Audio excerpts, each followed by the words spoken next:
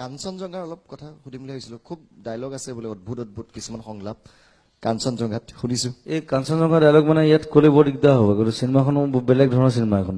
ইয়াত ৰেকৰ্ডতে আমি কাটি দিব পাৰিম। নাই নাই, কাটি দিব নালাগে। কাটি দিবৰ কাৰণে মই চিনেমাখন বনোৱা নাই, মানুহক ক'বৰ কাৰণেহে চিনেমাখন বনাইছো। পৰিৱৰ্তন শব্দটো শুনিবলৈ বৰ ভাল, কিন্তু হৈছে বাল। এইটো কাটি নিদিবা কিন্তু দেই। নাকাটো নাকাটো। পৰিৱৰ্তন শব্দটো শুনিবলৈ বৰ ভাল। সিদিনা এই তিনিচুকীয়াত যে মানুহ মাৰিছিলে ধলাত, ধলাত, সেইদিনা মই সেই কথাটো, এইটো মোৰ চিনেমাত আছে, ডায়লগ আছে, এইটো খালি মোৰ মুখত নাই, প্ৰয়াসৰ মুখত আছে। পৰিৱৰ্তন শব্দটো শুনিবলৈ বৰ ভাল, কিন্তু হৈছে বাল। আৰু এই পৰিৱৰ্তন হোৱালৈকে আমি বালৰো জীয়াই নাথাকো কেলা।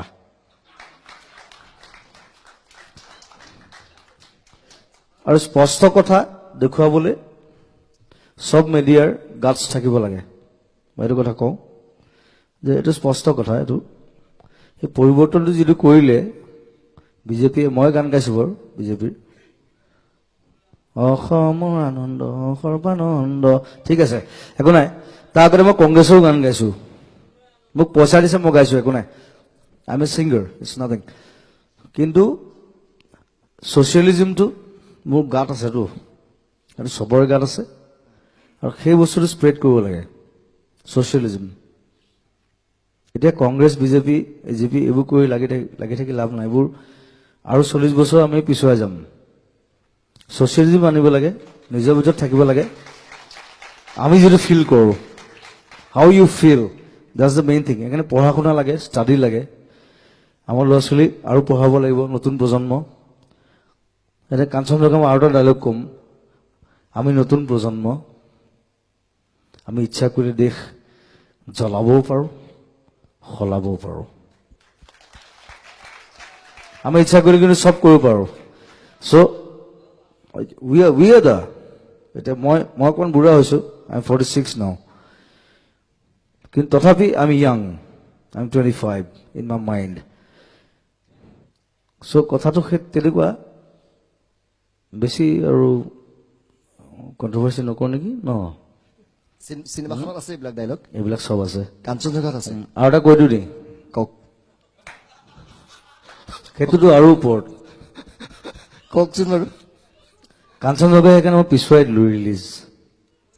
নিৰ্বাচনৰ পিছলৈ পিছুৱাই দিছে নেকি? নহয়, আৰু পৰিৱৰ্তন হওক।